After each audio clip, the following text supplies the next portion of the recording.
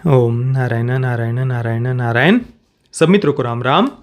दोस्तों, 2 दिन पहले 15 अगस्त स्वतंत्रता दिवस पर द कश्मीर फाइल्स के डायरेक्टर विवेक अग्निहोत्री जी और प्रोड्यूसर अभिषेक अग्रवाल जी ने उनकी आने वाली अगली फिल्म द वैक्सीन वॉर के 29 सेकंड के टीजर को यूट्यूब पर रिलीज किया था।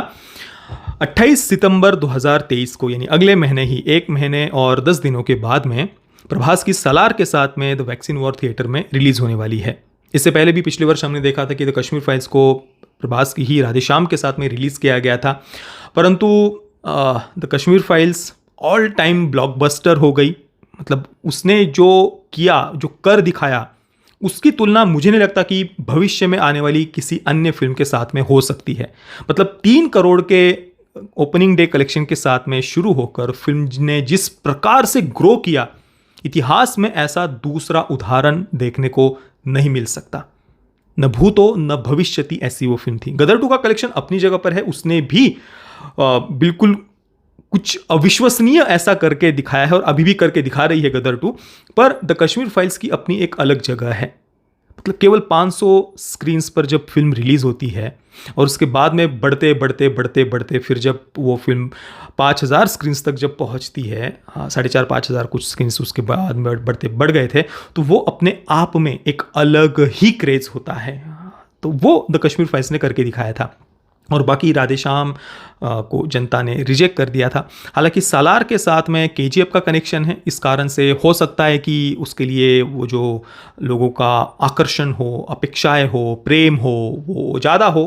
कुछ कहा नहीं जा सकता, परंतु बात आती है कंटेंट की। और अगर द वैक्सीन वॉर सही जगह पर हिट कर जाती है, बिल्कुल द कश्मीर फाइल्स की तरह, तब फिर तो भाई इसको कोई नहीं रोक सकता और दोनों ही फिल्में कलेक्शन कर सकती है आपस में एक साथ में। हालांकि मैं पर्सनली, सभी मित्र जानते हैं, केजीएफ मुझे उसकी जो थीम हो या इवन डायरेक्शन, कुछ भी किसी भी प्रकार से मुझे वो फिल्म बिल्कुल भी पसंद नहीं है। और सालार के लिए भी मैं तो पर्सनली बिल्कुल भी उत्सुक नहीं हूँ।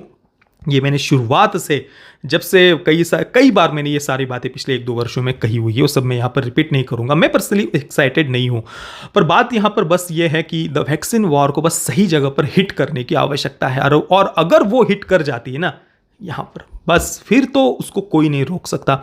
इसके पीछे का कारण मैं आपको बताता हूँ, क्योंकि देखिए अभी वामपंथी फिल्म मेकर या वामपंथी प्रोपेगेंडिस्ट जिसको कह सकते हैं, अनुभव सिन्हा, उसकी भीड़ आई थी, राजकुमार राव वगैरह जो कुछ भी उसमें वो थी कास्टिंग।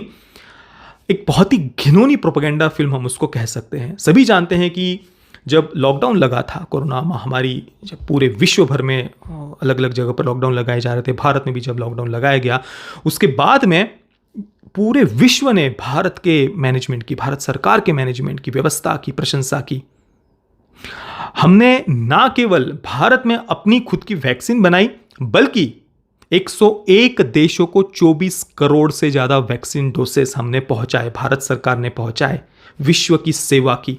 अपनी अर्थव्यवस्था को तो ग्रो किया ही भारत ने। आज आप पूरे विश्व में देख लीजिए, कोरोना महामारी के बाद में, यूक्रेन वॉर के बारे में, कई सारी तथाकथित डेवलप्ड कंट्रीज भी आर्थिक मंदी से जूझ रही है।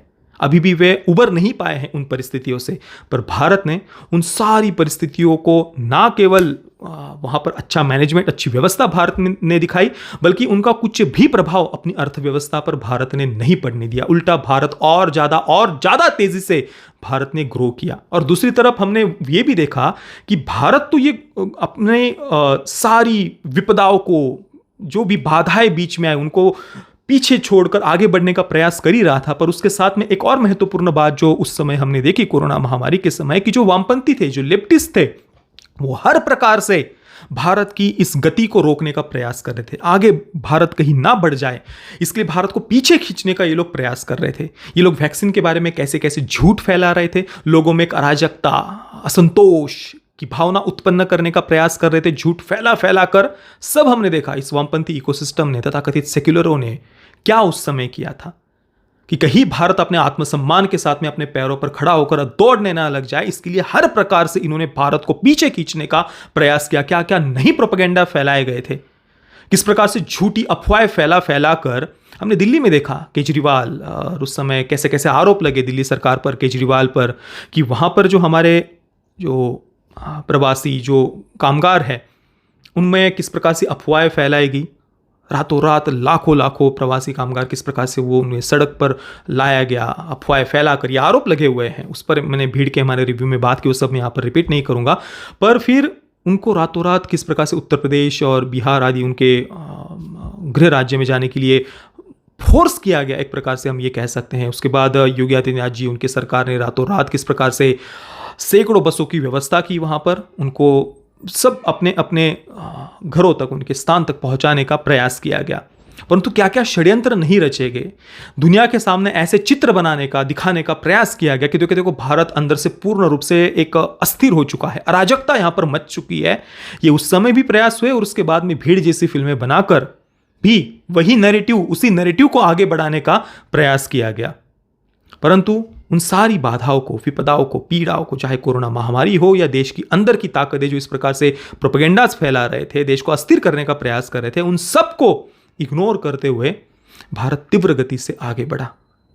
तो ये सारी जो बातें हैं, मैं अपेक्षा कर रहा हूं कि द वैक्सीन वॉर में इन सब बातों को कवर किया जाएगा। अब पता नहीं द वैक्सीन वॉर में इन सब बातों को कवर किया जाएगा या नहीं, क्योंकि इसे विवेक अग्निहोत्री जी ने इंडियाज फर्स्ट बायोसाइंस मूवी ऐसा उन्होंने नाम दिया है। तो क्या केवल वैक्सीन के डेवलपमेंट पर ही फोकस किया जाएगा, या उसकी आड़ में जो कुछ देख रहे थे हम, कैसे कैसे षड्यंत्र फैलाए जा रहे थे, अमेरिका से जो वैक्सीन की जो रॉ मटेरियल है उनको भेजने पर बाइडेन सरकार ने किस प्रकार से बंदी ला दी थी, उसके बाद में भारत सरकार ने, अजित डोभाल जी ने जो तुरंत जो कुछ किया, उसके बाद अमेरिका ने तुरंत वो सप्लाई फिर शुरू भी कर दिया था। मतलब आप देखिए, जब कोरोना महामारी से विश्व जूझ रहा था उस समय अमेरिका किस प्रकार से षड्यंत्र, वर्ल्ड पॉलिटिक्स जो हमने देखा बाहर, किस प्रकार से एक पॉलिटिक्स के माध्यम से भारत कहीं इस वैक्सीन को डेवलप ना कर ले और उनकी वैक्सीन लेने पर भारत मजबूर हो जाए, ताकि उनको अरबों खरबों का फायदा हो अमेरिका को।